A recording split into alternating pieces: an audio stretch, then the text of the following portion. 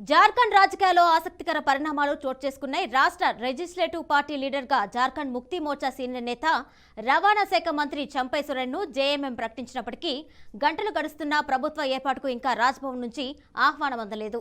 దీంతో ఏం జరగబోతుందా అనే ఉత్కంఠ మొదలైంది. అదే సమయంలో జార్ఖండ్లో క్యాంప్ రాజకీయాలు మొదలయ్యాయి. జార్ఖండ్లో అధికారం కోల్పోతామనే భయం జేఎంఎం ఆర్జేడీ కాంగ్రెస్ కూటమిలో నెలకొంది.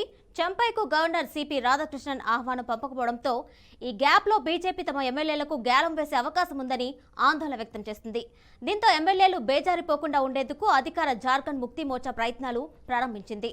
ప్రస్తుతం మద్దతుగా ఉన్న 47 మంది ఎమ్మెల్యేలను హైదరాబాద్కు ఈ సాయంత్రం షిఫ్ట్ చేయనున్నట్టు సమాచారం.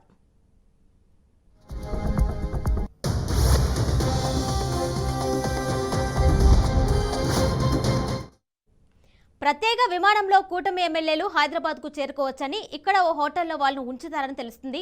మరోవైపు చంపై సోరెన్ ప్రభుత్వం ఏర్పాటు చేసే అవకాశమే లేదని బీజేపీ అంటుంది. తగినంత మద్దతు లేకపోవడమే అందుకు కారణమని చెబుతుంది. ఇదిలా ఉంటే జేఎంఎం మిత్రపక్షం ఆర్జేడీ అధినేత లాలూ ప్రసాద్ యాదవ్ బీజేపీపై తీవ్ర స్థాయిలో ధ్వజమెత్తారు. హేమంత్ కే తమ మద్దతు ఉంటుందని స్పష్టం చేశారు. జార్ఖండ్ అసెంబ్లీలో 81 స్థానాలు ఉన్నాయి. ప్రభుత్వం ఏర్పాటుకు బలం 41 స్థానాలు.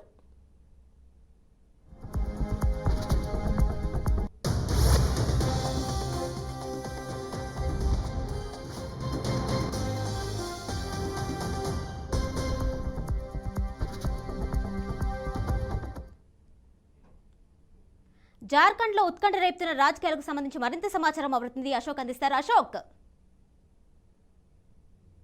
జార్ఖండ్ రాజకీయాల్లో రోజు రోజుకి కీలక పరిణామాలు చోటు చేసుకుంటున్నాయి.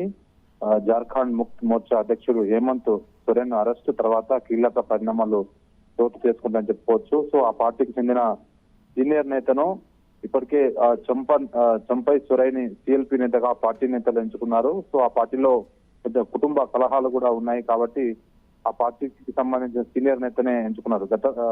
యాక్చువల్ గా హేమంత్ సోరెన్ వైపు కల్పనను ఎంచుకోవాల్సింది, కానీ కొన్ని పరిణామాల మధ్య ఈయన ఎంచుకున్నారు. సో నిన్న రాత్రి హేమంత్ సోరెన్ ని అరెస్ట్ చేశారు. దాని తర్వాత ఆయన ఈడీ కస్టడీకి తీసుకుంది. తర్వాత ఆయన మెడికల్ టెస్ట్ కూడా నిర్వహించారు. సో నిన్నటి నుంచి ఏదైతే చంపై సోరెన్ ని సిఎల్పి నేతగా ఎంచుకున్న తర్వాత ఇప్పటి వరకు రాజ్భవన్ నుంచి ఎలాంటి సమాచారం రావలేదు. నిన్న రాత్రే రాజ్భవన్ కు ఆ పార్టీకి సంబంధించిన నేతలు లేఖ రాశారు. ప్రభుత్వ ఏర్పాటుకు మేము సిద్ధంగా ఉన్నామని ఆయనకు సమాచారం ఇచ్చారు, కానీ రాజ్భవన్ నుంచి ఇంకా ఆహ్వానం అందలేదు. సో దీంతో క్యాంపు రాజకీయాల్లో మొదలైన చెప్పుకోవచ్చు. ఎమ్మెల్యేలు చేజారకుండా అన్ని పార్టీలు క్యాంపు రాజకీయాలకు చేస్తున్నాయి. జేఎంఎం ఆర్జేడీ కాంగ్రెస్ కూటమిలో భయాందోళనలు నెలకొన్నాయి. ఎమ్మెల్యేలు ఎక్కడికి జారిపోకుండా ఎవరిని జారిపోకుండా చూసుకునేందుకు వాళ్ళు క్యాంపు రాజకీయాలు చేస్తున్నారు. సో చంపై ముఖ్యమంత్రిగా ప్రమాణ స్వీకారానికి గవర్నర్ రాధాకృష్ణ ఆహ్వానించడంతో ఈ టెన్షన్ వాతావరణం నెలకొంది. సో బీజేపీ పార్టీ తమ ఎమ్మెల్యేలను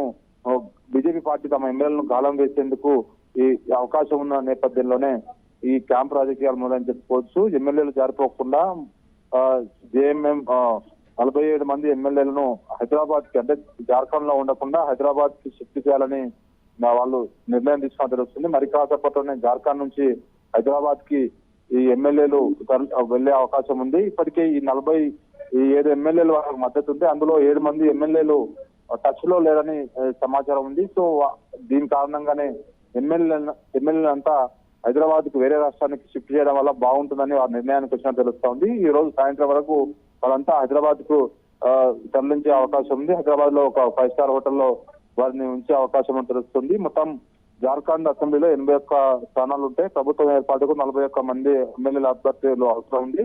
మొత్తం 47 మంది, అందులో వారికి ఇంకా 7 మంది టచ్ లేరు కాబట్టి ఇంకా ఒక ఎమ్మెల్యే తక్కువనే ఉన్నారు.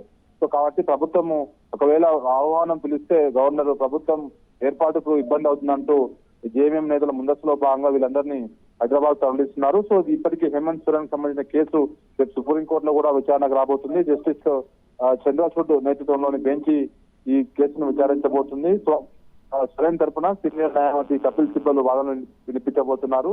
సో ఈ కేసులో ప్రధానంగా ఇప్పటికే 14 మంది అరెస్ట్ అయ్యారు కాబట్టి ఈ హేమంత్ సోరెన్ తో కలిసి 15 మంది అరెస్ట్ అయ్యారు. సో మనీ లాండరింగ్, భూ వ్యవహారాల కుంభకోణం, 600 కోట్ల రూపాయలు ప్రైవేటు వ్యక్తులకు ధారాదత్తం చేశారు. ఆ భూముల వల్ల ఆయనకు మనీ లాండరింగ్ రూపంలో ముడుపుల రూపంలో డబ్బులు వచ్చాయని ఈడీ ప్రస్తావించింది. సో వీటి ఆధారాలు ఈడీ దగ్గర ఉన్నాయి కాబట్టి ఆయనను 7 సార్లు విచారణ పిలిచి నిన్న రాత్రి 9:30కి ఆయన అరెస్ట్ చేసింది. Right Ashok, thank you.